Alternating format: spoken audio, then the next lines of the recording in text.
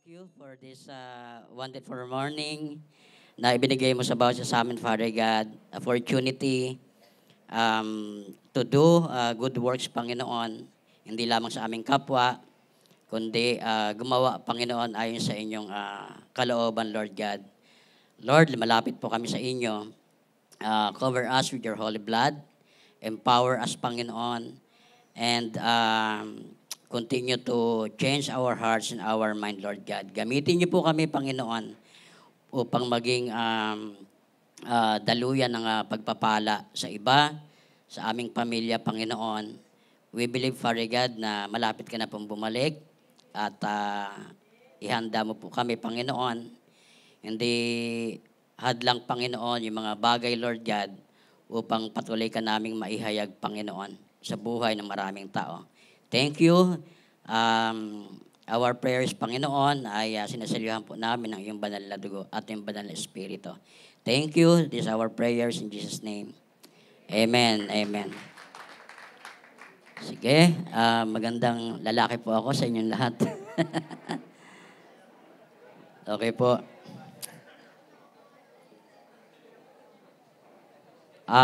Hindi ko na po patatagalin.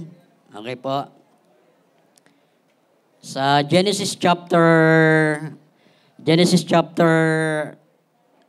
ano ba 'yon? 4. Hindi chapter 1. Kay Joseph 40 tignan ko lang dito sa ano ko.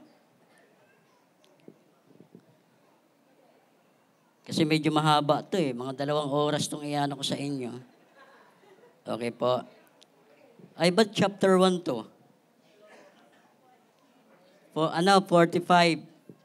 Sorry 45 verse 1. Okay, sino po ang mga fans ng Meteor Garden? Medyo matagal na 'to, ano? Sila Washilay, sila Singha. Okay? Ang F4. Okay po?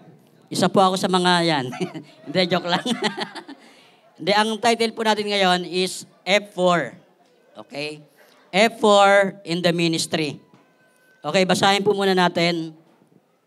Itong 4 na F na to, kailangan taglay ito ng mga leaders.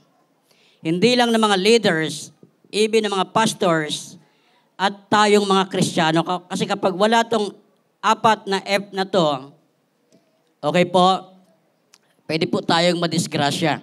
Okay. Sabi dan, then Joseph could no longer control himself. 45 po to, verse 1, ano? Then Joseph could no longer control himself before all his attendants. He cried out, have everyone leave my presence. So there was no one with Joseph when he made himself known to his brothers. Yan. Ano ba tawag dito? Nireveal na ni Joseph kung sino po siya sa kanyang mga kapatid. Kasi inaakala ng mga kapatid niya, napatay na po siya. And he wept so loudly that the Egyptian heard him, and Pharaoh's household heard about it. 3. Joseph said to his brothers, I am Joseph. Is my father still living? But his brothers were not able to answer him because they were terrified at his presence. So nasyak sila eh. Hindi nila akalain na buhay pa si Joseph. Then Joseph said to his brothers, come close to me. When they had done so, he said, I am your brother Joseph, the one you sold into Egypt. Yan. Kasi nga binenta nila si Joseph eh. And now do not be distressed and do not be angry with yourselves for selling me here, because it was to save lives that God, ayun, for 2 years now, saan ba yun? It was to save lives that God sent me ahead of you. Yan. Next, verse 6. For 2 years now, there has been famine in the land. And for the next 5 years, there will not be plowing and reaping. Okay. May 5 taon pa raw na tagutom. 7. But God sent me ahead of you to preserve for you a remnant on earth and to save your lives by a great deliverance. 8. So then, it was not you who sent me here, but God. He made me father to Pharaoh, lord of his entire household, and ruler of all Egypt. Now hurry back to my father, and say to him, this is what your son Joseph says. God has made me lord of all Egypt. Come down to me, don't delay. You shall live in the region of Goshen and be near me, you, your children and grandchildren, your flocks and herbs, and all you have. Last, I will provide for you there, because 5 years of famine are still to come. Otherwise, you and your household and all who belongs to you will become destitutes. Okay. Pagpalain po ng Lord ang kanyang mga salita. Okay. Para po maging successful tayo sa ating mga ministry, sa mga cell group, okay po, bilang mga leader ng ating pamilya. Ikaw ang pastor, ikaw ang king, ikaw ang priest, ikaw ang shepherd ng family mo. Okay po, lagi po nating tatandaan yan. Sino po rito mahilig manood ng mga highlights ng basketball? Taas ang kamay. Highlights ng mga boxing. Yan, mahilig ako niyan eh. Ang gusto natin, yung highlights, okay? Yung puro pasok, ang tira ni Michael Jordan, hindi pinapakita yung mga hindi pumasok. Okay? Hindi pinapakita yung mga foul, kundi yung mga puro pumasok lang. Sa boxing naman, pinapakita ron kung paano pinabagsak ang kalaban. Okay?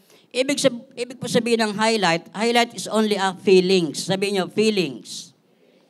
Okay? Ang gusto lang natin makita, ang gusto nating tanggapin, yung mga highlight kung paano binless yung tao na yan. Kung paano siya yumaman.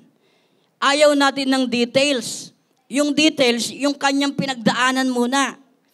Ang details po, ibig sabihin ng details is discouraging. Okay? Kung paano siya nagsimula si Joseph, okay, naging shepherd siya. From shepherd, naging slave, naging ex-convict, at naging ruler. Mula sa balon, patungo sa palas. From well to palace. From well to wealth. From rags to riches. Okay?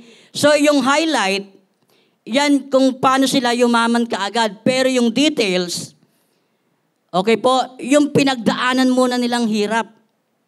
Si Joseph, grabe yung pain na dinanas niya sa kanyang mga kapatid. Tinakwil siya, okay po. Pinagbili siya, sinaktan siya, pero after that, nagkaroon po, okay, naging ruler po siya. Naging governor siya. Okay po, yun po yung ibig sabihin ng highlight. Ako po, ang highlight ko, ilang beses na ako narinig okay po, naging magbubuti po ako sa Teresa, okay, paglipat ko naman dito sa Kainta, naging magbabasura ako. Yung Taytay Doc, dating tambakan ng basura yan. Diyan po ako namamasura dati. Okay? Na-involve sa drugs, nag-rugby. Kaya nung napasok ako sa church, ang haba ng buhok ko, talagang puro kulay yan. Kulay tanso, ang itim ko. Okay?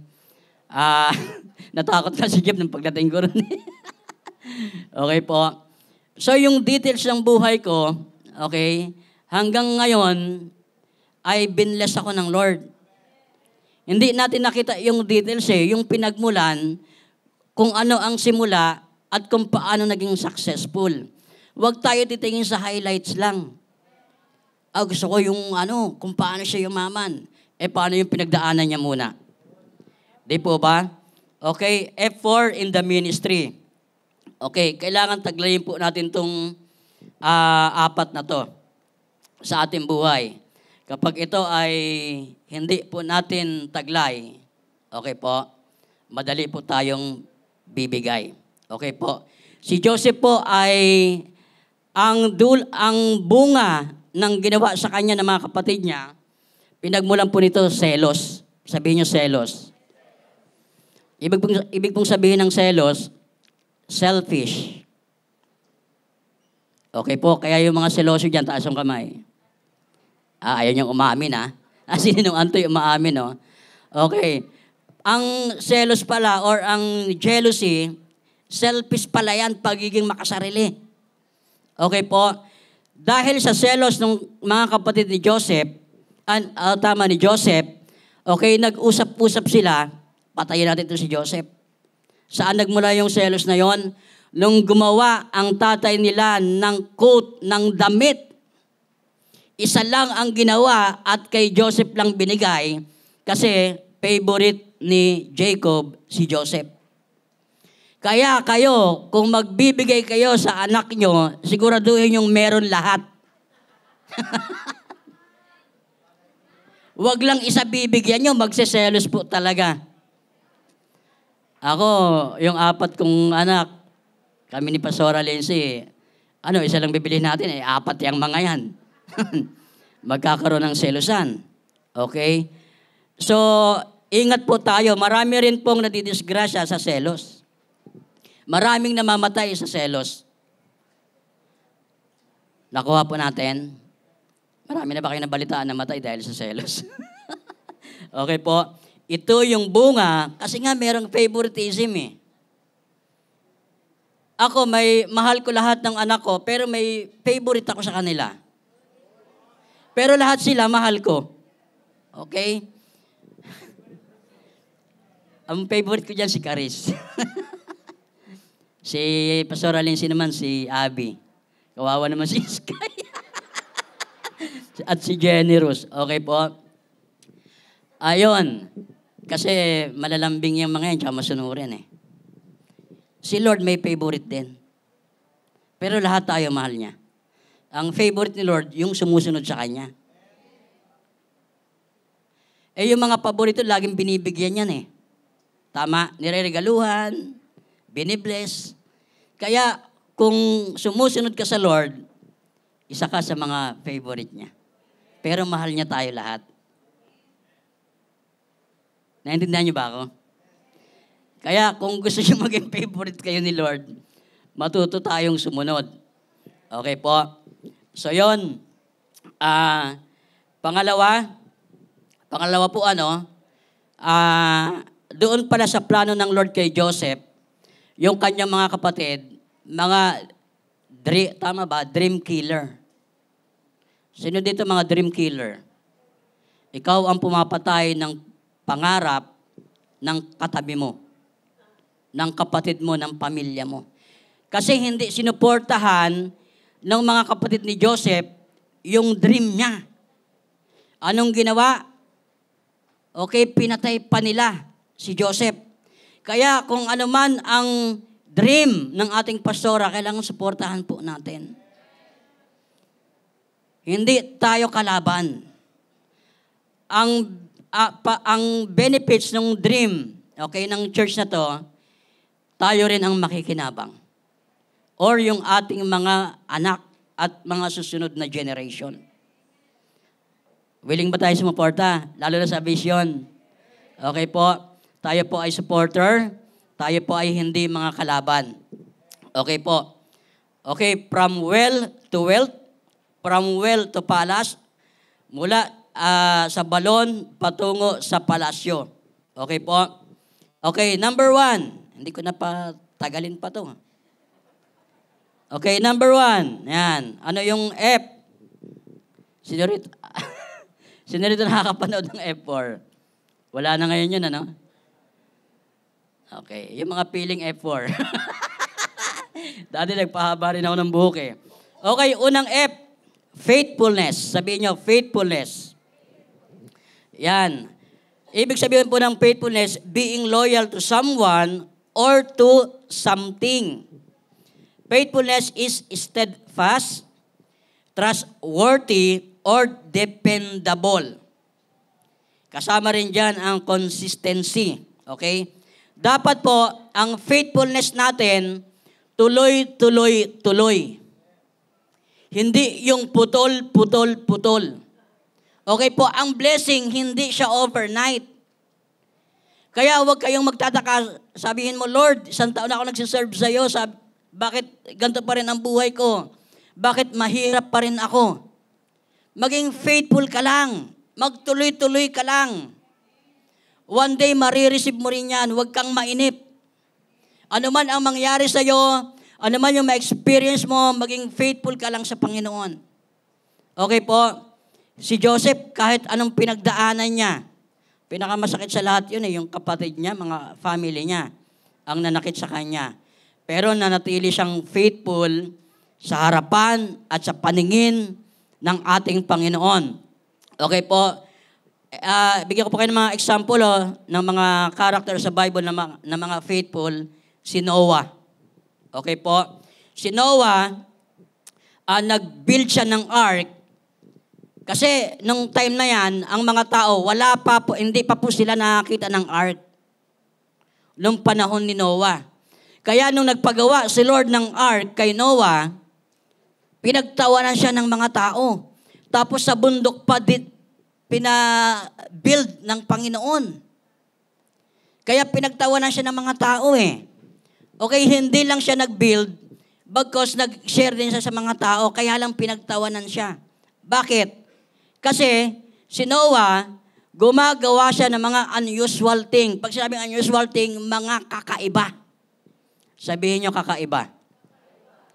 Ang mga faithful, gumagawa yan ng mga unusual thing. Mga kakaiba. Bakit? Kasi yun ang pinagagawa ng Diyos. Kapag hindi ka gumagawa ng kakaiba, hindi ka magiging iba sa iba.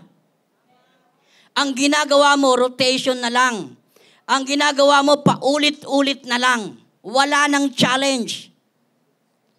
Kaya si Lord nagpagawa ng ark kay Noah to save people, to save the humanity. Kaya ka pinagagawa ng Diyos ng kakaiba to save your family. To save your generation. Si Noah, wala siyang pakialam. Okay?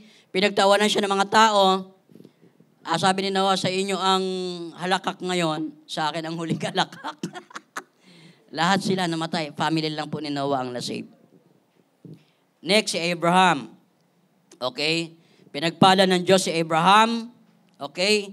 Yung kanyang negosyo, may piyok na naman ako yung kanyang business, yung kanyang family, okay? Because of his faithfulness. Because of his faithfulness, okay, na-receive nila ang promise ng Panginoon. Taas ang kamay dito, na-receive mo na yung pangako ng Lord para sa'yo. Kapatid, maging faithful lang po tayo. Okay? Ano man yung na-experience mo ngayon, parang iniwan ka ng Panginoon, parang lang yon. Pero hindi ka talaga iniwan ng Lord. Pakiramdam mo lang yan, okay? Pero lagi mong kasama ang Panginoon. Katulad po kay Joseph, grabe yung na-experience ni Joseph. Kung iisipin natin, kung tayo yung nasa sitwasyon ni Joseph, parang iniwan ka ng Panginoon.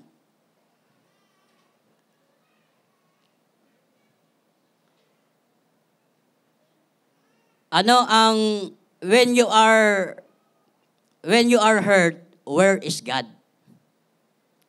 Kasi si Joseph nakulong siya eh. Sa paggawa niya ng tama, doon siya nakulong. Nakakita na kayo gumawa ng tama, pero nakulong pa. Si Joseph po yun. Tinakbuhan niya yung sexy. Okay po. Pero nakulong po siya. Okay? And then, sino pa? Si Joshua. Joshua and Caleb, because of their faithfulness, they entered to the promised land. They conquered the land of the enemies. Ang tindi, Biriin mo, 40 years old nang tinawag sila ni Lord. Nakipaglaban sila ngayon, 85 years old na sila. Hindi nagbago yung lakas nila. From 40 years old, naging 80 years old na, sabi ni Caleb, hindi nagbabago ang lakas ko. Sinipurito, habang tumatanda ka, ang lakas mo pabata. Hindi mo makukuha sa labas yan. Makukuha mo yan sa lalim ng relasyon mo sa Panginoon. Sarap ng ganun, Tumatanda ka pero lumalakas ka. Matanda ka na pero mukhang bata ka pa rin. Okay? Gusto niyong malaman kung ano yung pagkain nagpapabata? That is spiritual food. Ang salita ng ating Panginoon. Okay po? Okay. Ang faithfulness, kailangan maging faithful tayo sa prayer. Hello, sino pa po rito yung nagpe-pray? Taas ang kamay. Faithful ka ba sa prayer mo? Sa prayer life mo? Okay po, kailangan maging faithful tayo unang-una sa prayer. Jesus pray all day, night. Si Jesus nga nag-pray, tayo pa kaya. One of the requirements ng isang leader, ng isang pastor, ng isang Christian, no other than is maging prayerful ka. That is the first requirements ng isang leader, ng isang pastor. Maging prayerful po tayo. Thank you. Mabuhay kang gat gusto mo. Okay po. Prayer, ang prayer po is a two-way communication. Kapag nagpe-pray ka, nakikipag-usap ka sa Panginoon. Kapag nagbabasa ka ng Bible, when you read the Bible, God speak to you. Ulitin ko, prayer is two-way communication. Pag nagpe-pray ka, ikaw ang nakikipag-usap sa Diyos. Pag nagbabasa ka naman ng Bible, si Lord naman ang nakikipag-usap sa iyo. Kambal yung dalawang yan, hindi mo pwedeng paghiwalayin. Hindi pwedeng ikaw lang ang magsasalita. Si Lord hindi mo pagsasalitain. Sinong may gusto ng ganon? May kausap ka, siya lang nagsasalita, ayaw kang pagsalitain. Okay? Kung gusto natin magsalita or marinig, malaman ang gustong sabihin ng Panginoon, magbasa tayo ng Bible. Hindi nyo na maririnig ang audible voice ng Lord. Ang Bible, ang kanyang salita. Kaya kailangan nagbabasa po tayo talaga nito. Prayer is not only asking anything from God. Hindi lang yan tungkol sa paghingi. Okay po? Prayer also is a fellowship with God. Alam ng Lord ang needs mo. Alam ng Lord ang problema mo. Alam ng Panginoon ang pinagdaraanan mo. Pero ang gusto ng Panginoon, makipag-fellowship sa'yo. Hindi lang fellowship, but also to enjoy your presence. Yan po ang prayer. Ma-enjoy mo ang presensya ng Lord at ma-enjoy ng Panginoon yung presensya mo. Sabi ko sa inyo, alam na ng Lord lahat ng needs natin bago pa tayo lumapit sa Panginoon. Ang hinahanap lang ng Lord, God is longing for your quality time. God is longing for your presence. Nakuha po natin, ibig po sabihin ng quality time, that is your special moment with God. Sabihin nyo, special moment. Sino po rito may mga special moments sa kanilang mga asawa? Nakakapag-usap pa ba kayo na matagal? Nakakapag-date pa ba kayo? That is your special moment. Ganon din sa Panginoon, yung prayer. Special moment natin sa Panginoon yan. Nakuha po natin, presence of God first and the answer will follow. Unahin mo muna ang presence ng Lord. Pag inuna mo ang presensya ng Panginoon, kapag inuna mo ang pananalangin, ibibigay niya or isusunod niya yung ating hinihingi. Kailangan maging faithful tayo sa prayer. Kailangan maging, maging faithful tayo sa devotion natin. Devotion is loving God with complete faith, with complete trust, without having any doubts. Yun po yung devotion. Magbabasa ka ng Bible, okay? Magbibigay ka ng time sa Panginoon. Okay, maging faithful tayo sa prayer, sa devotion, sa pamagitan po ng devotion, okay? Si Lord po nakikipag-usap sa atin. Inire-reveal niya. Sinasabi niya ang gusto niyang sabihin po sa atin. Okay? And then, maging faithful tayo sa ating Sabbath day. Ano ba ang Sabbath day? Ibig mong sabihin ng Sabbath, ito yung Sabbath means rest. Sabihin niyo, rest. Rest or day off. Rest or day off. Yun lang po ang ibig sabihin ng Sabbath. Ang Kristiyano, ang Sabbath natin, Sunday. Ang mga Muslim, ang Sabbath nila is Friday. Ang Sabbath ng mga Hudyo, anong araw? Saturday. Okay po. Pero kung ikaw ay Kristiyano, kiniklaim mo na Christian ka, ang Sabbath mo ay Sunday. Kailangan po talaga meron tayong Sabbath. Faithful tayo sa Sabbath natin. Faithful tayo pag Sunday. Okay po?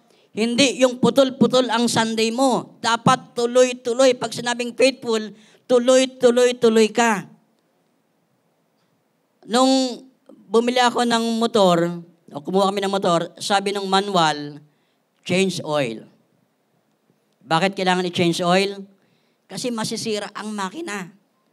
Ang sabi naman ng manual ng Panginoon, rest. Day off. Okay, ibibigay natin yung Sabbath sa Panginoon. Kasi pahinga natin yan eh. Kapag hindi mo binigay ang Sabbath sa Lord, kapag hindi ka naging faithful sa Sabbath, puro ka work, one day, makikita mo yung sarili mo na sa hospital ka na. Ang Sabbath ang maniningil sa'yo. Either nasa hospital ka or nasa sementeryo ka na. Nakuha po natin, ang lupa nga, pinapahinga eh. Pag bagong harvest, hindi ka agad tinataniman yan. Kailangan ng lupa ng pahinga para makapag-produce ito ng mga nutrients. Ang lupa nga, ang makina nga, may pahinga. Tayo pa kaya? Sino rito gusto mo pumanaw kagad? Sige, mag-work ka na mag-work. Lahat ng pinaghirapan mo, iba ang makikinabang. Okay po? Maging faithful po tayo sa ating Sunday. Okay? Ulitin ko Sunday is non-negotiable. Hindi mo siya pwedeng ipagpalit. Kahit may date kayo ng jowa mo. Isama mo yung jowa mo rito, pagkatapos di mag-date kayo, nakuha nyo? Kung ang jowa mo, dinadala ka lagi sa mall, hindi sa church, layasan mo na. Palitan mo na. Okay? Hindi, tamang tao yan. Okay, dadalhin ka rin yan sa maling lugar. Ang maling tao, dadalhin ka sa maling lugar. Tandaan po natin yan. Okay, saan pa tayo magiging faithful? Sa giving. Yan, giving na naman. Okay, wala na ba tayo ibang gagawin kundi magbigay na magbigay? Pasalamat ka, binigyan ka pa ni Lord ng buhay eh. Okay po, konti lang ang ibibigay natin, pinagdadamot pa natin sa Panginoon.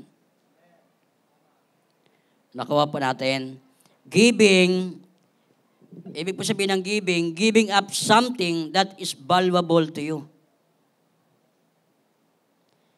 Giving up something that is valuable to you. Mahalaga sa'yo. Ano ba yung mahalaga na yan? Pera. Okay po, yan ang kaaway natin. Pera.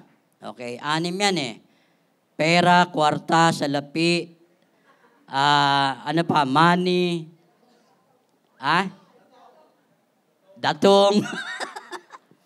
Okay, yan ang kalaban natin sa Panginoon. Kwarta, salapi, datong, money, atik. Okay po? Mag-ingat kayo sa mga yan. Okay po? Pero yan po ay kailangan natin. Kung hindi nyo kailangan ng pera, ibigay nyo na sa akin. Kailangan namin sa Muntindilaw.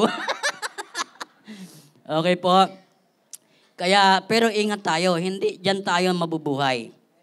Huwag nating habulin yan. Si Lord ang habulin natin, yung nagbibigay ng pagpapala. Okay, ano yung unang F? Faithfulness. Maging faithful tayo sa prayer, sa devotion, sa pag Sunday, at sa pagbibigay po natin. Pag naging faithful ka sa mga yan, okay, tandaan mo, hindi ka maghihirap. Pangalawang F. Ano ba yung pangalawang F natin?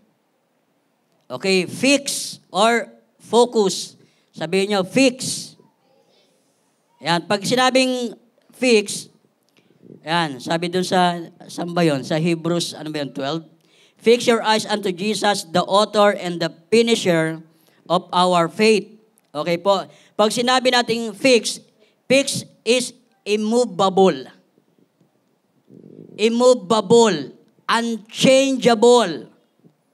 Firm. Sabihin nyo, firm. Ano pa? Firm, steady, deep-rooted, constant, stable, unshakable. Yan. Si Joseph po ay unshakable. Tingnan mo yung katabi mo kung unshakable yan. Okay po. He is unshakable. Kahit yugyugin siya ng maraming problema, okay? Kahit yugyugin pa siya ng kulungan, kahit yugyugin pa siya ng maraming ng maraming temptation, but Joseph is still, okay? Hindi siya bumibitaw sa Panginoon. Pag ikaw ay faithful, you are unshakable. Nakuha po natin, kahit yugyugin ka ng maraming problema, okay? Para kang unggoy na nakakapit sa puno, kahit yugyugin mo yan, hindi bibitaw. Dapat habang sineshake ka ng problema, ng financial, dapat lalo kang kumakapit sa Panginoon. Hindi ka lalong lumalayo. Yan yung mga unshakable. Naka-fix na yung buhay mo sa Panginoon. You are deeply rooted ng salita ng Diyos. 1998, nandito na ako sa church. Tama ba 1998 at MJ? 97, ano? O, 97 daw. Kala ko 98 eh. Until now, nandito pa po kami nila at MJ. Okay po. Pag sinabi nating faithfulness, hindi yan overnight. Ang faithfulness, nakikita yan through your walking with God. Okay po? So, dapat ang unshakable tayo. Tingnan po si Joseph, ano? Grabe, ang dami niyang pinagdaanan. Pero hindi siya nagreklamo. Hindi niya kinwestiyon ang Panginoon, Lord, bakit ako pa? Lord, bakit ako nakulong? Wala naman akong ginagawang masama. Bagkos na natiling silent si Joseph, okay? Umayon lang po siya sa plano ng Panginoon. Hindi porke nakakaranas ka ng mga kahirapan, financial problem, na broken heart ka, okay, akala mo wala ka na sa kalooban ng Panginoon. You are still in the will of God. Okay? Maging faithful ka lang sa Kanya. Manatili ka lang sa Panginoon. Okay po? Kailangan tayo, fix tayo sa plano ng ating Panginoon. Kung meron kang plano, mas maganda pa rin ang plano ng ating Panginoon. Ako nga, plano ko dati Dubai eh. Kasi yung bayaw ko, yung bayaw niya, paano ba ito? May bayaw ako, meron siyang bayaw. Yung bayaw niya, pastor. Sa Dubai nag-work. Meron siyang barbershop doon. Gusto akong kunin para maggupit doon. Kaya lang hindi plano ng Lord eh. Nilakad ko yung birth certificate ko, kung saan ko nilakad. Walang nangyari. Ay, nako. Hindi ko alam kung 77, 78, 76, 75, or 1960. Hindi ko alam eh. Ilang beses akong kumuha saan ba yun? Sa PSA. Puro negative result ang binibigay sa akin. Tinanong ko nanay ko nung buhay pa, hindi rin alam kung anong year ako. Pambihira. Nang hula ako, 78. Okay po. Kahit mga kapatid ko, hindi alam eh. 8 yun hindi rin nila alam. Sabi ko, pambihira kayo, pinahirapan niyo ako ng ganito. 8 kami, ako bunso. Okay, ako pa hirap na hirap. Ay, nako. Okay, nasaan na ba tayo? Ayan. Nobody can stop you. Okay? Nobody can stop you and nobody can stop para mangyari ang plano ng Panginoon sa'yo. Kahit sino pang Poncio Pilato yan, kahit presidente pa yan, general pa yan. Pag si Lord ang nag-angat sa'yo, walang pwedeng magbaba sa'yo. Pero kapag si Lord ang nagbaba sa'yo, walang pwedeng mag-angat sa'yo. Okay po? Kaya,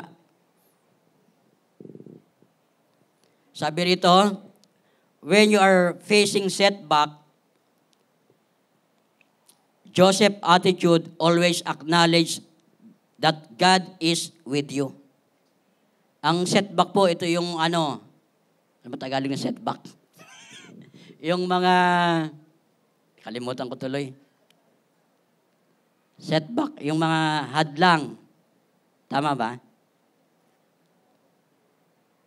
Tulungan niyo ako. Ayaw niyo magsalita. Okay po. Kapag meron daw mga hadlang sa'yo, or merong sagabal, yan. Sagabal sa daraanan mo, lagi mong isipin at itanim mo sa kokote mo na ang Diyos ay kasama mo. Kung meron mang mga sagabal sa daraanan mo, si Lord ang kasama mo. Okay po. Pangatlo, sabi ko sa inyo, sandali lang tayo eh. Maaga pa pala. Okay po, pero may gagawin po tayo mamaya, huwag kayo mag-alala. Pangatlo, flee. Sabihin nyo, flee. Okay, ibig sabihin ng flee, run, yan, pagtakas, okay, pag-iwas sa temptation. Sa Genesis 39 verse 12, run away, to escape, flee from temptation. Ibig po sabihin ng temptation is Satan's invitation. Temptation means Satan's invitation. Di ba si Jesus tinempt ni Satan? Kung ikaw ang anak ng Diyos, okay, tumalon ka. Ibibigay ko sa iyo lahat. Kayamanan ng mundong ito. Si Joseph naman, in-invite ni Potiphar ba yun? Asawa ni Potiphar. Mrs. Potiphar. Pag Mrs. ka ng Pharaoh, ng hari, okay, ano ka? Sexy. Okay po, makinis ang iyong balat. Alaga ka sa downy. Okay. Alaga ka sa papaya soap. Nakuha po natin. So, napaka-sexy po nun. Pero si Joseph, tinanggihan niya. Tinakbuhan niya. Ang temptation, hindi mo pwedeng utusan na lumayas ka. Ang temptation, lalapitan ka niya. Kaya si Joseph, ang ginawa niya, tinakbuhan niya. Okay po. Why? Kasi si Joseph, meron siyang takot sa Panginoon. Flee, okay? Takasan mo ang mga temptation sa buhay mo. Kasi pag hindi mo yan tinakasan, pag hindi mo yan tinakbuhan, at yan ay iyong sinunggaban, okay? Kulong ka. Sira ang buhay mo.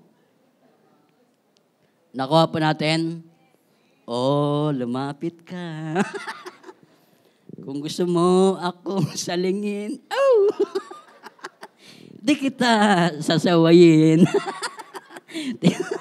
Nako po. Sabi ni Kuya Joy, Pastor Travis, may temptation. Sabi ko, nasaan? Turo mo sa akin. Ay, nako. Ang daming mga nakatupi sa sa resort. Okay. Pero hanggang salita lang naman ako.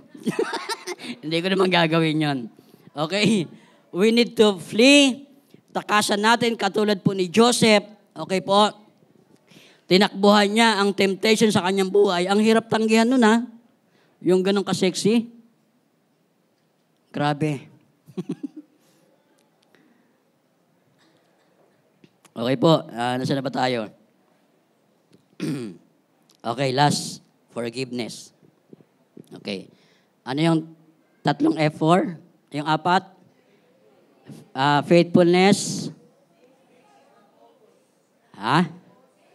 Faithfulness, peace, flee, and forgiveness. Okay. Ibig pong sabihin nito, forgiveness, yan. Genesis 45 verse and 4. Okay po. Nung nireveal na po ni Joseph yung kanyang pagkakakilanlan, yung kanyang identity, grabe yung iyak niya. Sabi niya, ako si Joseph. Kalimutan niyo na yung ginawa niyo sa akin, kung paano niyo ako binenta. Kalimutan niyo na lahat ng ginawa niyo sa akin. Grabe, ano? Dahil sa pag-ibig ni Joseph, gusto niyang matulungan yung kanyang mga kapatid, yung kanyang tatay, okay? Kahit masakit yung ginawa sa kanya ng mga kapatid niya sa kanya, pinatawad pa rin niya. Okay po? Kasi alam ni Joseph na naging kasangkapan lang rin yung mga kapatid niya. Pero yun po talaga ay plano ng ating Panginoon. Ano man yung nangyayari sa buhay natin, may plano ang Panginoon. Huwag kayong mainip. Huwag niyong questionin ang Panginoon. Magpatuloy lang tayo.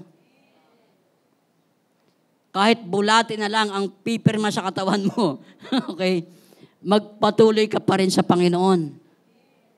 Tuloy-tuloy lang po tayo sa paglilingkod sa Panginoon. So, umiyak si Joseph. Okay? Hinalikan niya yung kanyang kapatid. Okay? Hindi lang niya pinorgive, pero shinare din niya yung kanyang yaman sa kanyang mga kapatid. Binigyan niya ng magandang posisyon or magandang pwesto ng lupain doon. Okay po? Ang una-una po nating patatawarin, walang iba, kundi ang ating mga sarili. Forgive yourself. Sabihin mo sa katabi mo, patawarin mo na ang sarili mo. Okay? Because of our wrong decision, nagkaletse-letse na ang buhay natin. Nagkapalpak-palpak na ang buhay natin. Dahil sa maling decision po natin yan. Yung maling decision na ginawa ng mga kapatid po ni Joseph, nung sila ay nagselos, nung siya ay pagtangkaang patayin at ibenta, pinagsisihan po nila yun. Okay po, maraming taon na dala-dala nila yun. Lahat ng mga nangyayari sa buhay nila, sabi nila, dahil ito sa ginawa natin sa ating kapatid. Kaya kapag meron kang maling desisyon, pwedeng ikaganda ng buhay mo at pwedeng ikapahamak ng buhay mo. Pero kung magdidesisyon ka, make it sure na ito ay nasa kalooban ng Panginoon. Pero kung magdidesisyon ka, based lang sa will mo, okay, pwede kang madisgrasya. Pwede kang mapahamak. Lahat ng plano mo, lahat ng desisyon mo, sabihin mo muna sa Panginoon. Or sa leader mo. Sa pastor mo. Okay, huwag kang bara-bara. Kaya yung mga kapatid ni Joseph, talagang grabe yung pagsisisi nila. Ilang taon nilang dala-dala yung konsensya na yon, bakit nila ginawa kay Joseph. Sa tuwing nahihirapan sila, naaalala nila na ito ay consequence ng ating ginawa sa kapatid natin. Okay po, patawarin mo na ang sarili mo. Yan ang unang-una mong patawarin. Minsan sinasabi natin, biyo-biyo ka talaga. Tanga-tanga mo talaga. Ba't mo ginawa yan? Ba't mo ginawa to? Okay, hindi ka kasi nagpe-pray. Hindi mo kasi sinisik ang Panginoon. Kaya sumisemplang ang buhay mo ngayon. Hindi ka kasi nagtatights. Kaya sumisemplang ang financial nyo ngayon.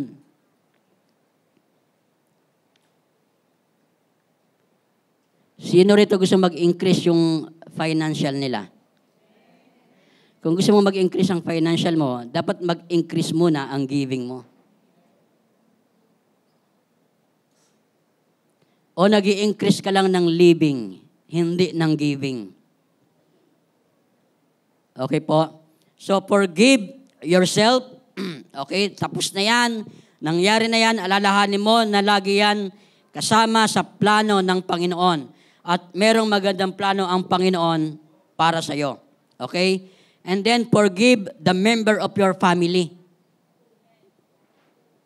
Si Joseph, nagpatawad siya eh. Ikaw ba nagpatawad ka na? Kung sino raw ang malalapit sa atin, sila ang madalas makasakit sa atin. That is your family. Yung mga magkakapatid, nag-aaway-away. Ang nanay sa mga anak, ang tatay sa mga anak, may mga samaan ng loob. Kapag meron daw reconciliation, merong reunion. Nung si Joseph nagpatawad, nagkaroon po sila ng reunion sa family niya. Forgive the member of your family. Okay po, kahit anong mangyari, pamilya mo pa rin yan. Bakit po ba naglalagay si Joseph ng mga pilak doon sa mga sako ng mga kapatid niya? Para merong iwan. Alam niyo ang totoo, baka siya naglalagay, gusto niyang itest kung talagang nagbago na yung mga kapatid niya. Kasi pag meron silang iniwan doon, si Benjamin, yung bunso nila, makikita ni Joseph kung talagang nagbago na, babalik sila. Babalikan nila yung kapatid nila. Kaya si Joseph naglalagay po ng mga pilak doon sa mga sako nila. Okay? And then, pangatlo, forgive your husband or wife. Okay po? Patawarin mo na yung asawa mo. Sabi ko nga doon sa, sa ALS, kung gusto mo nakaaway araw-araw, mag-asawa ka. Mga single. Okay? At sa mga mag-asawa, dati kami ni Pastora Lindsay, madalas din kami. Pero pasalamat ako sa Lord ngayon, talagang nagbago na po si Pastora Lindsay. Hindi niya na ako inaaway, hindi niya na ako pinapalayas. Tahimik na lang yan. Sabi ko, wow, ang sarap naman ng ganito. Okay po. Alam niyo ba, sinabihan ko na yan, kahit 1,000 beses ka pa mag-encounter, hindi ka magbabago, sinabi ko. Pero dapat hindi ganon. Habang buhay ang tao, magbabago po yan. Yung mga mag-asawa rito, kung may mga pinagdadaanan kayong problema, madalas yung pag-awayan, financial, pagdadaanan nyo lang po yan. Okay po, kung meron kayong pinagdadaanan ngayon sa relasyon nyo, pagdadaanan nyo lang po yan. Mga anak, sa magulang, okay po, tayo lahat.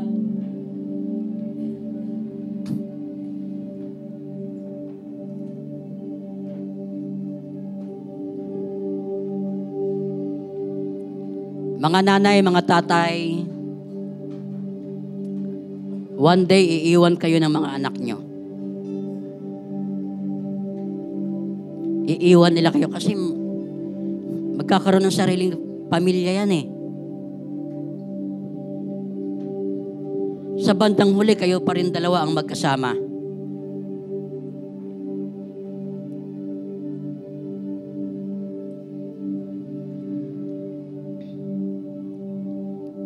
Mahal natin yung mga anak natin, pero tandaan mo, piliin mo pa rin yung asawa mo. Dahil kayo pa rin ang magsasama niyan hanggang pagtanda nyo. Yung mga anak, iiwan ang magulang, magbubuo ng sariling pamilya. Yung mag-asawa, sila pa rin ang mananatiling magkasama. Magkasama na kayo habang buhay, hanggang kamatayan. Kung ang mga anak merong samaan ng loob sa magulang, okay po, forgive them. Kung gusto niyo magkaroon ng great reunion, forgive them. Patawaran tayo. Kung meron man kayong mga galit sa leader nyo, hingi kayo ng sorry. Kung naging matigas man yung ulo nyo, hindi kayo sumusunod, hingi kayo ng sorry.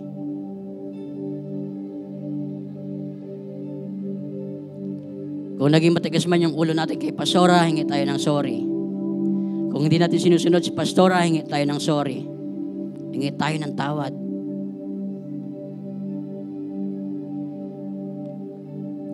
Pwede po magsama-sama yung mga magkakapatid, mag-asawa.